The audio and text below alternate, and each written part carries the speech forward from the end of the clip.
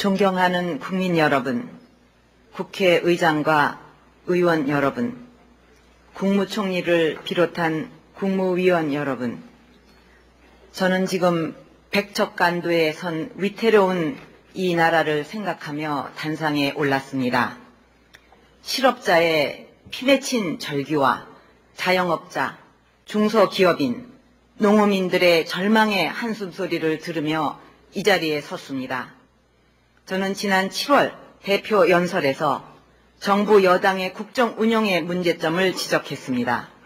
또 여야가 함께 노력해서 국론을 통합하고 국가 발전에 나서자고 건의도 했습니다.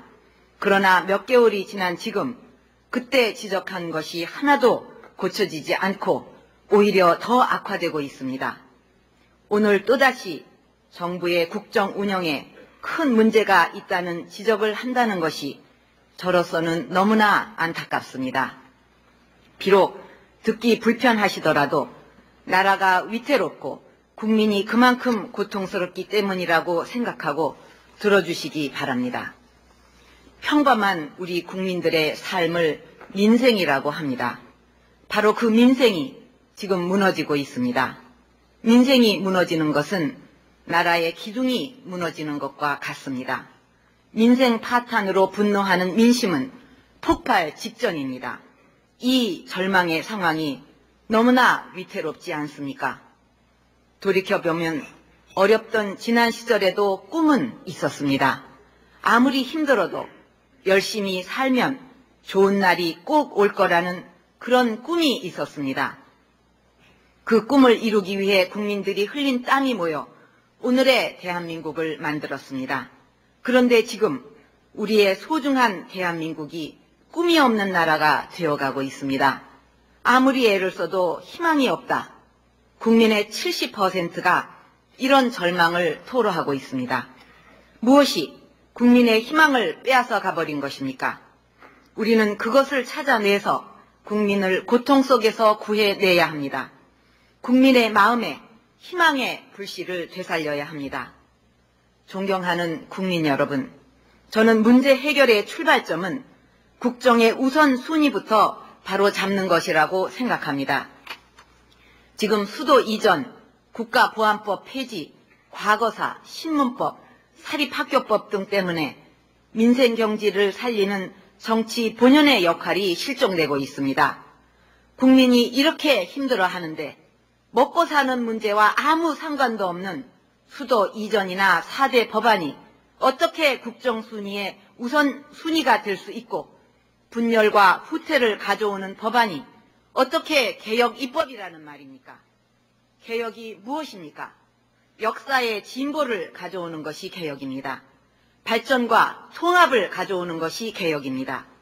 먹고 사는 문제를 해결하고 21세기에 필요한 인재를 길러내는 것이 개혁입니다. 국민의 안보 불안, 체제 불안을 해소하고 법치를 확립해서 국민을 편안하게 하고 국민에게 희망을 드리는 것이 바로 개혁입니다. 우리는 지난 1년 반 동안 현 정부의 소위 개혁을 체험했습니다. 그 체험은 한마디로 고통스러웠습니다. 개혁이 아니었습니다. 국민들은 두 편으로 갈렸고 극렬한 편가르기의 폭풍우 속에서 우리에게 남은 것은 쓰라린 증오와 상처밖에 없습니다. 나라가 가야 할 길이 있는데 정권이 그 길을 외면할 때 야당에게는 이를 바로잡아야 할 분명한 책임이 있습니다. 이 정권이 민생을 외면한 채 고집스럽게 매달리고 있는 이런 문제들에 대하여 한나라당은 나라가 바른 길로 갈 수 있도록 비장한 각오로 대응할 것입니다. 정부 여당이 가야 할 길을 다시 한번 분명히 말씀드립니다. 먼저 정부 여당은 수도 이전 특별법에 대한 헌법재판소의 위헌 결정을 전적으로 수용하고 더 이상의 논쟁을 즉각 중단해야 합니다. 헌재의 결정을 존중하지 않는 것은 곧 헌법을 존중하지 않는 것으로 이것은 헌법에 대한 도전이자 체제에 대한 부정입니다. 누구보다도 헌법을 존중해야 할 대통령이 헌재 결정으로 국회의 헌법상 권능이 손상되었다. 앞으로 국회의 입법권이 헌재에 의해 무력화되는 일이 반복된다면 헌정 질서의 혼란을 우려하지 않을 수 없다고 하신 것은 법치주의에 대한 인식에 문제가 있는 것입니다. 대통령께 묻겠습니다. 국회의 헌법상 권능을 그토록 존중한다면 지난 3월 국회의 대통령 탄핵 이후 지금까지 대통령직을 수행하고 계신 것에 대해서는 어떻게 생각하십니까? 지난 5월 헌법재판소가 탄핵 기각결정을 내렸을 때 공정한 재판이라고 칭송하신 것은 무엇입니까? 그리고 이제 와서 수도 이전 위헌 결정에 대해 비난하는 것은 무엇입니까? 대통령이 이런 식으로 헌법에 대해 도발하고 체제를 부정한다면 나라는 근본부터 흔들리고 말 것입니다. 수도 이전 문제로 인한 혼란은 한나라당에도 책임이 있지만 더 큰 책임은 정략적으로 수도 이전을 무모하게 밀어붙인 대통령과 현 정권에 있습니다. 야당과 언론이 국민 공감대 형성과 타당성 검토 후에 추진할 것을 그토록 제기했음에도 불구하고 수도 이전을 강행해서 엄청난 예산 낭비와 공무원 동원 등 국가 자원을 낭비하면서 국론 분열을 야기하고 국력을 소비했습니다. 이번 일은 국민 모두가 피해자입니다. 다시는 이런 일을 되풀이지 하지 않는 것이 중요하고 그것을 국민 앞에 다짐해야 합니다. 이번 일을 계기로 여야가 머리를 맞대고 국회에 국가균형 발전과 지방 살리기 특별위원회를 만들어 원점에서 국가균형 발전과 지방 분권을 위한 구체적인 안을 만들어야 합니다. 그리고 이번 헌법재판소의 위헌 판결을 계기로 정부 여당은 지난 1년 반의 국정 운영에 대해서 반성해야 합니다. 지난 1년 반을 돌아보면 현 정권의 이념 과잉, 정치 과잉의 국정 운영은 실패했습니다. 국가를 발전시키지도 못했고 경제를 살리지도 못했고 국론을 모으지도 못했습니다. 모든 것을 원점에서 다시 시작해야 합니다. 잘못은 누구나 할 수 있습니다. 그러나 잘못을 확인했을 때는 고칠 줄 알아야 합니다. 계속 잘못을 반복해서 완전한 파탄으로 갈 것인가, 잘못을 인정하고 나라를 살리는 길로 갈 것인가 결단을 내려야 합니다. 현 정권이 옳은 길로 갈 수 있는 좋은 기회입니다. 올바른 결단을 내리면 국민은 비난보다 박수를 보낼 것입니다. 역사의 평가도 클 것입니다. 존경하는 국민 여러분, 지금 현 정권이 추진하려는 국가보안법 폐지, 과거사법, 신문법, 사립학교법 등 4대 법안은 국민을 편가르기 하고 국론 분열을 조장하고 있습니다. 이 법들이 도대체 민생과 무슨 상관이 있다는 말입니까? 상관이 없을 뿐더러 이런 식으로 대한민국의 체제까지 무너뜨리면 민생을 살리는 일은 더욱 불가능합니다. 여당의 주장대로 국가보안법이 폐지된다면 거리거리에 인공기가 날려도 막을 수가 없습니다. 주체 사상을 가르쳐도 막을 수가 없습니다. 북한의 돈을 받고 친북 활동을 해도 죄가 되지 않습니다. 목숨을 바쳐 지켜온 이 나라인데 지금도 60만 국군이 피와 땀으로 지키고 있는 이 강토인데 어떻게 이런 일들을 용납할 수 있겠습니까? 이 정권이 국가보안법 폐지를 강행한다면 우리 한나라당은 대한민국을 지키기 위해 투쟁해야 할 것입니다. 저는 당의 대표로서 그 결연한 투쟁의 선봉에 서 있을 것입니다.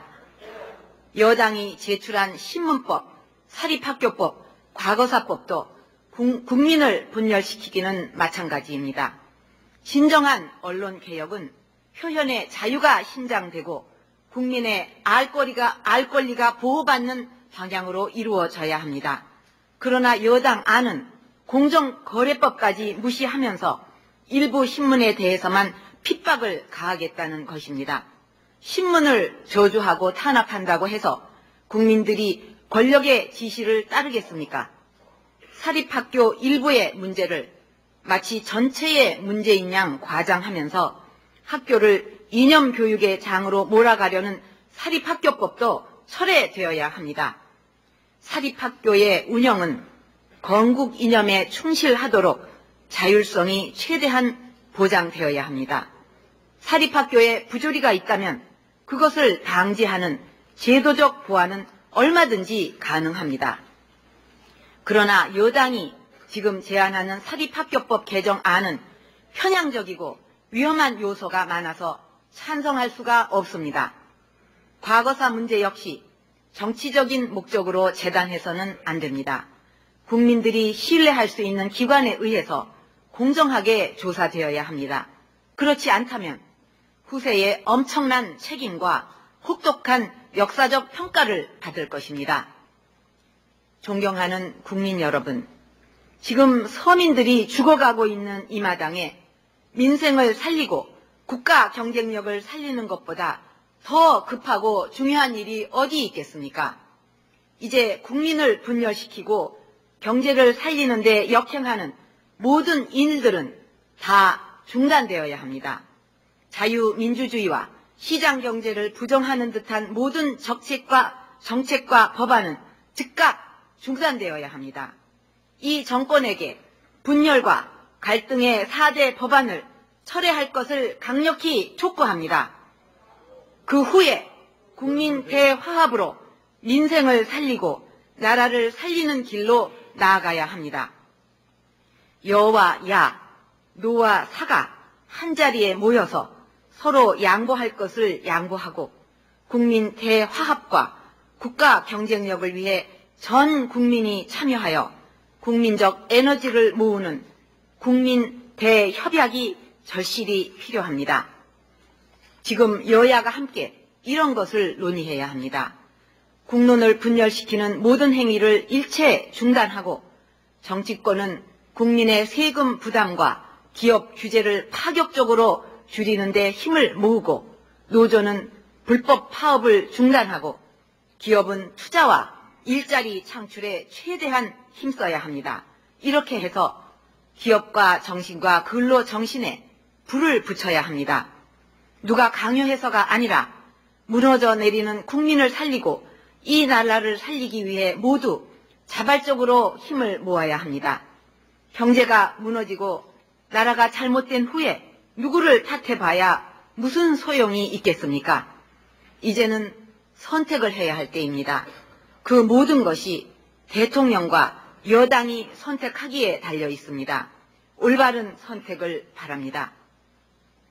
존경하는 국민 여러분, 얼마 전 세계경제포럼은 한국의 국가 경쟁력이 지난 1년 만에 18위에서 29위로 추락했다는 충격적인 발표를 했습니다. 지금 이 순간에도 세계 경쟁국들은 뛰어가고 있는데 우리는 기어가고 있습니다. 우리의 성장 잠재력은 그 추락 속도가 너무나 빠릅니다. 1980년대까지 7 내지 8%였던 잠재 성장률이 1990년대 이후 5년마다 1%포인트씩 떨어지고 있습니다. 이대로 가면 국민소득 2만불 시대를 열 수가 없습니다. 이대로 가면 민생 파탄을 해결할 방법이 없습니다. 성장이 없고 일자리가 없고 소득이 없는데 분배와 복지를 위해 쓸 돈을 어디서 마련할 수 있겠습니까? 지금처럼 정부가 매년 적자를 감수하고 빚을 내어 돈을 써본들 그런 방법으로 과연 얼마나 더 버틸 수 있겠습니까? 잃어버린 10년은 일본이 아니라 우리의 아픈 이야기가 되고 있습니다. 우리에게 주어진 시간이 많지 않습니다. 지금부터 다시 시작해야 합니다. 저와 한나라당은 경제와 교육과 안보 이 세 가지의 국정의 최우선순위를 두고 근본적이고 실용적인 국가 개조에 나설 것입니다. 경제와 교육과 안보는 따로 떼어서 생각할 수 없습니다. 안보와 교육이 살아야 경제가 살고 경제가 살아야 안보와 교육이 삽니다. 그리고 그 최종의 목표는 우리 삶의 질을 높이는 것입니다. 이 일은 정파와 이념 그리고 정권의 임기를 떠나 위대한 대한민국 재건을 위한 국가 과제가 되어야 합니다. 존경하는 국민 여러분, 무엇보다 우리 경제를 고성장의 길로 방향 전환해야 합니다. 지금 우리 경제는 구조적인 문제를 넘어서 심리적인 좌절로까지 악화되고 있다고 전문가들이 지적합니다. 우리 경제가 우울증과 무기력증을 앓고 있다는 정부 당국자의 지적처럼 기업들은 현금을 쌓아두고도 투자하지 않고 자본과 설비는 해외로 도망가고 있습니다. 이런 문제들을 해결하기 위해서는 경제 자유를 확대하는 길뿐입니다. 지금처럼 이대로 가면 모두가 가난해지는 날만이 우리를 기다리게 될 것입니다. 작은 정부, 큰 시장을 향해 나아가는 것이 경제를 살리는 길입니다. 모든 정책의 초점이 국민이 먹고 사는 문제를 해결하고 기업하기 좋은 나라, 취직 걱정 없는 나라를 만드는 데 맞춰져야 합니다. 외형의 성장이 아니라 내실의 성장을 위해서 핵심 기술, 핵심 제품, 핵심 기업을 최대한 길러내야 합니다. 그래야만 국민 모두가 절실히 원하는 성장과 분배의 선순환을 달성할 수 있습니다. 그렇다고 복지와 분배를 경시하고 노동의 기본권을 억압하자는 것이 결코 아닙니다. 성장 잠재력을 확충하고 고성장을 달성하여 국민에게 일자리와 소득을 최대한 만들어 드리는 것이야말로 경제적 약자를 돕기 위한 최선의 방법이라는 믿음이 있는 것입니다. 존경하는 국민 여러분, 우리 국민을 먹여 살릴 경제의 초석은 역시 기업입니다. 우리나라의 몇몇 기업은 정말 대단한 일을 해왔습니다. 세계 1등의 기술과 시장 점유율을 기록하고 있습니다. 이런 기업들이 제 위치를 잘 지켜가야 합니다. 더 중요한 것은 그런 기업들이 더 많이 나와야 한다는 것입니다. 그러기 위해서는 잘하고 있는 기업들의 발목을 잡아서는 안 됩니다. 출자 총액과 같은 규제를 그냥 두고 규제 완화란 목청만 높이니 누가 믿겠습니까? 기업 규제, 수도권 규제, 서비스 규제 등 모든 규제를 글로벌 스탠다드에 맞춰야 합니다. 정부 조직을 과감하게 줄여야 불합리한 규제가 줄어듭니다. 방만한 정부 행정조직을 수술하여 규제를 줄이는 것이 정부 혁신의 목표가 되어야 합니다. 책임도 없이 정책 혼선만 야기하는 각종 위원회를 대폭 없애야 합니다. 그리고 도탄에 빠진 국민들의 생계를 도와주고 기업의 부담을 덜어주기 위해서 과감하게 세금을 낮춰야 합니다. 유가가 안정될 때까지 한시적으로 유류세를 인하해야 합니다. 택시, 장애인용 LPG 특소세와 가족용 프로판가스의 특소세를 없애야 합니다. 소상공인, 자영업자의 소득세, 법인세와 이에 대한 세무조사를 3년간 면제해야 합니다. 소득세, 법인세도 추가적으로, 단계적으로 더 낮춰야 합니다. 부동산 정책도 당연히 재검토되어야 합니다. 보유세를 강화하면 거래세는 낮춰야 합니다. 시장의 정상적인 거래마저 없애버린 부동산 정책은 더 이상 정책이라고 할 수도 없습니다.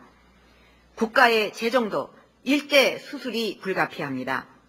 이번 결산 심사와 국정감사를 통해서 우리는 정부와 산하 기관 그리고 공기업의 극에 달한 도덕적 해이와 엄청난 예산 낭비를 확인했습니다. 국민 혈세를 철저히 감시하고 국민의 예산 주권을 회복하기 위한 국가재정 제도의 일대 혁신이 있어야 합니다. 조세 법률주의, 지출 법률주의, 통합 예산, 그리고 장기적으로는 국회 주도의 독립된 감사 등의 원칙을 확립하여 행정부의 예산 편성과 집행을 철저히 감시해야 합니다. 저희 한나라당은 선진국 수준으로 국회의 재정 통제를 강화하기 위하여 국가건전재정법을 제출할 것입니다. 이 법으로 불효불급한 예산 낭비, 정부와 산하단체의 도덕적 해이를 철저히 통제하여 국민의 세 부담을 줄이겠습니다. 그리고 국민의 예산 주권을 되찾기 위해 국회의 예결특위를 상임위원회로 만드는 일도 결코 포기하지 않을 것입니다. 내년 예산만 보더라도 정부는 6조 8천억 원의 적자 국채를 계획하고 있는데 적자 국채를 발행하고 추경 예산을 편성하는 것은 지금 7년째 통하지 않는 정책입니다. 정부 여당이 생각하는 한국판 뉴딜 정책도 마찬가지입니다. 이름만 바꿔서 재정 지출을 확대하는 것은 마약과 같이 일시적 효과만 있고 국가 재정을 멍들게 합니다. 2005년 예산은 작은 정부, 경제 살리기, 그리고 국민 부담 감소에 우선순위를 두고 국회가 철저히 심의해야 합니다. 중기 재정 계획도 이 원칙에 맞추어 다시 작성할 것을 정부에 촉구합니다. 존경하는 국민 여러분, 중소기업의 대량 도산 사태를 막는 것이 매우 절박한 과제가 되고 있습니다. 국내 중소기업은 수도 없이 문을 닫고 있는데 금년 8월까지 약 8조 원의 기업 자금이 해외로 빠져나갔습니다. 산업공동화 방지법을 제정해서 중소기업들이 해외로 나가지 않도록 모든 수단을 강구해야 합니다. 유망한 중소기업들이 극심한 내수 부진 때문에 도산하지 않도록 중소기업 금융을 강화해야 합니다. 국내 부품과 소재 산업이 경쟁력을 가져야 대기업과 중소기업의 상생이 가능합니다.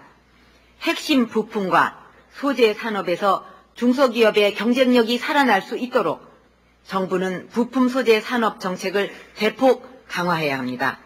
저희 한나라당은 우리 경제가 연기금 사회주의로 나아가는 현상을 심각한 문제로 보고 있습니다.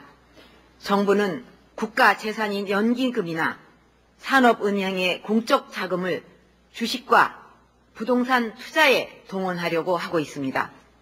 대기업의 금융회사에 대해서는 의결권 행사를 제한하면서 정작 국가 자신은 공공자금으로 금융과 기업을 지배하려고 하고 있습니다. 한나라당은 거대한 국가 독점을 심각한 문제로 생각하고 종합적인 대책을 마련해 나갈 것입니다.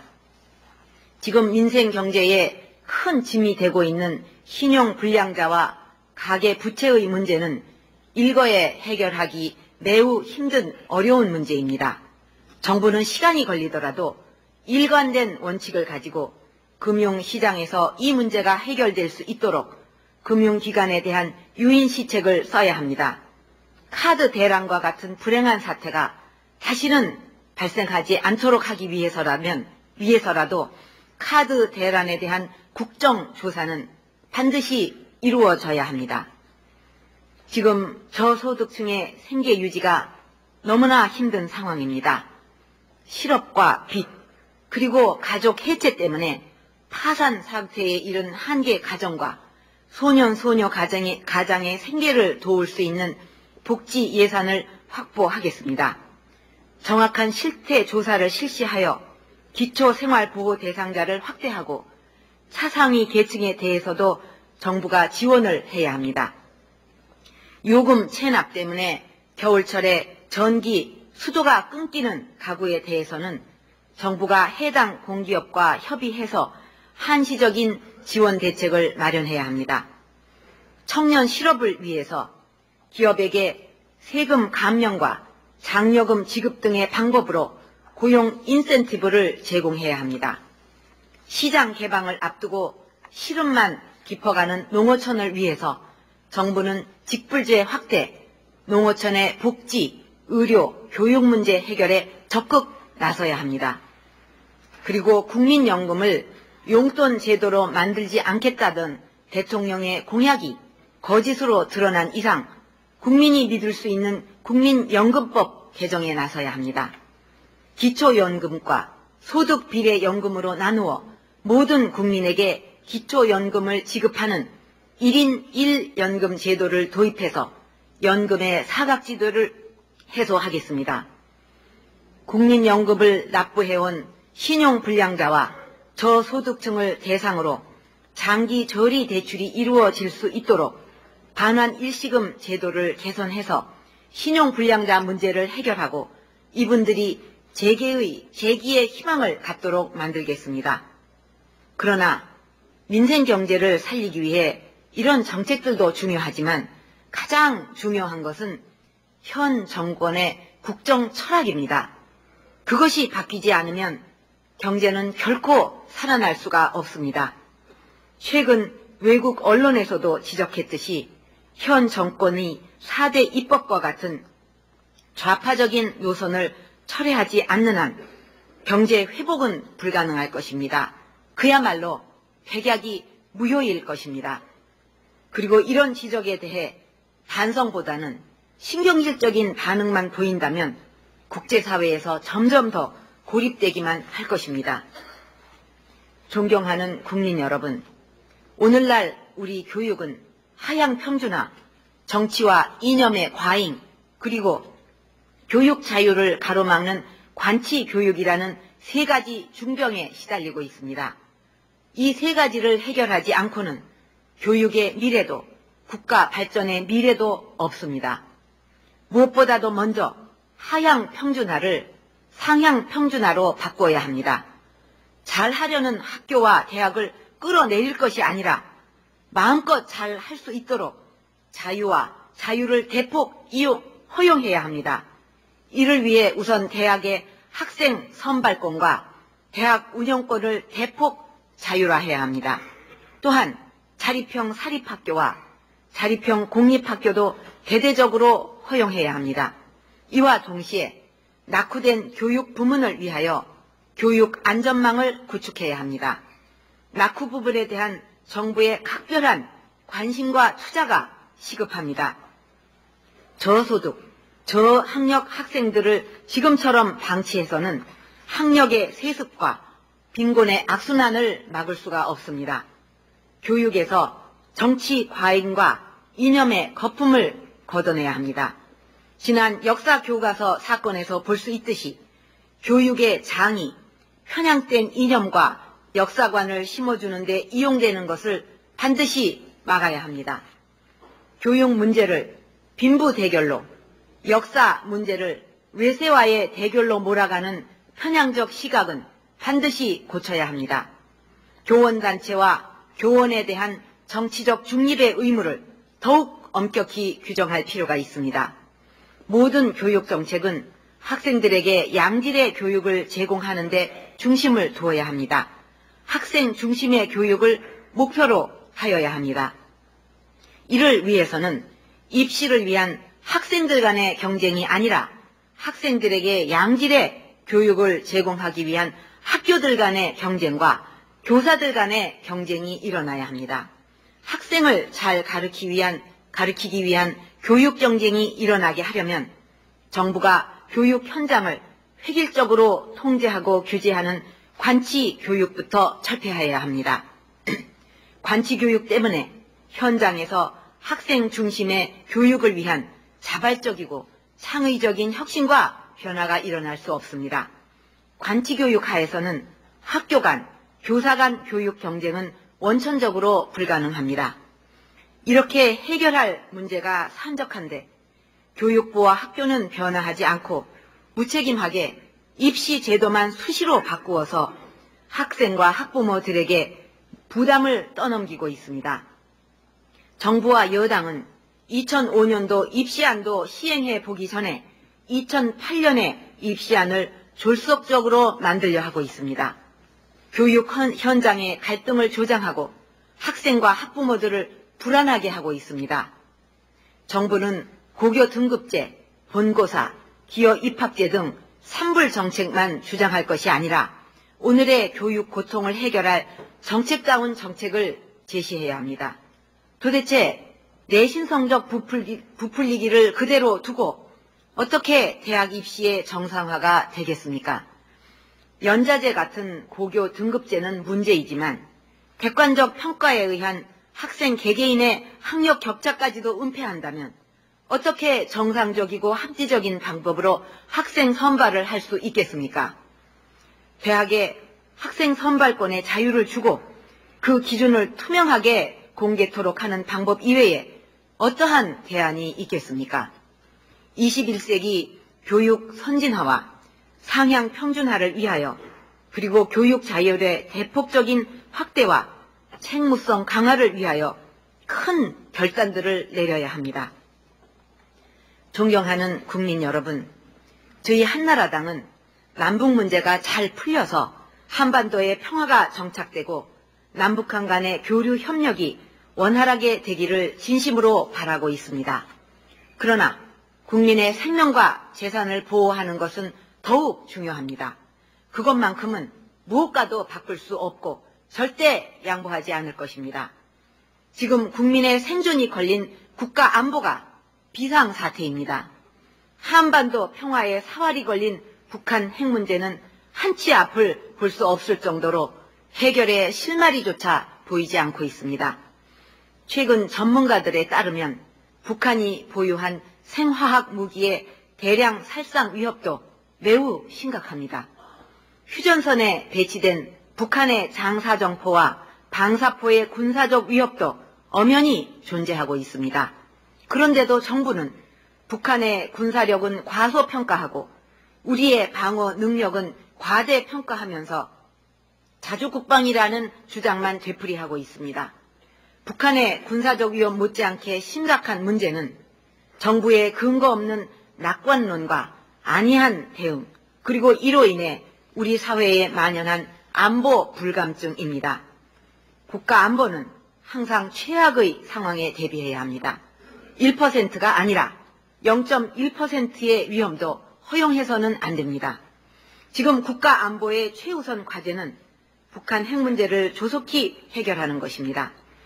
북핵 문제를 해결한 후에야 비로소 북한의 연착륙과 평화 통일의 길로 나아갈 수 있습니다. 북핵 문제가 구조적으로 안정되어 있다는 대통령의 안이한 생각에 저희 한나라당은 결코 동의할 수 없습니다. 남북 정상회담은 필요합니다. 그러나 그것은 반드시 북한 핵 문제를 해결하고 한반도 안보 불안을 해소하는 데 실질적인 결실을 맺는 회담이 되어야 합니다. 북한 핵 문제를 해결하고 한반도의 안보 불안을 해소하기 위해 튼튼한 한미 동맹은 필수 조건입니다. 정부는 우리 사회에 더 이상 감상적인 친북, 반미 감정이 확산되지 않도록 하면서 손상된 한미 신뢰 관계를 이성적으로 복원하는 새로운 노력을 시도해야 합니다. 미국 대선이 끝나는 대로 한미 양국은 한미 신안보 선언을 채택해서 양국 간 신뢰를 회복하고 북핵 문제 해결과 동북아 안보를 위한 공동 보조를 약속할 필요가 있습니다. 이제 테러에 대비하고 반테러 국제협력에 동참하는 것도 안보를 위해 정말 중요한 일입니다. 무차별적인 테러의 위협으로부터 제외 국민과 해외 파병 장병들의 안전을 확보하고 정부 각 기관에 흩어져 있는 테러 관련 업무를 통합하면서 테러 조기 경보 시스템을 구축해야 합니다. 또한 우리는 북한 주민의 인권과 탈북자 문제에 대해서도 더 적극적인 접근을 해야 합니다. 미국 의회가 만장일치로 통과시킨 북한 인권 법안은 북한 주민의 인권 개선과 인도적 지원에 그 목표가 있는 것으로서 우리 국회가 먼저 했어야 할 일입니다. 저희 한나라당은 국제사회와 협력하여 북한 주민의 인권 신장과 탈북자 문제 해결을 위하여 최선의 노력을 다할 것입니다. 존경하는 국민 여러분, 그동안 정치권은 우리 국민들에게 많은 실망을 안겨드렸습니다. 그리고 저희 한나라당은 국민 여러분께 많은 사과를 하고 용서를 빌었습니다. 앞으로 다시는 사과하는 정치, 잘못된 정치를 하지 않겠습니다. 지켜봐 주시기 바랍니다. 그리고 국민 여러분께서 비바람 속에서도 피어나는 들꽃처럼 이 나라 자유민주주의를 꽃피워 주십시오. 숱한 고난 속에서도 가정을 지켜내는 우리 아버지 어머니처럼 소중한 시장 경제를 지켜주십시오.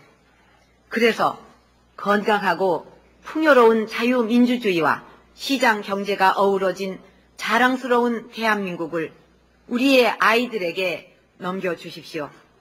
저와 한나라당이 언제나 맨 앞에서 두려움 없이 서 있겠습니다.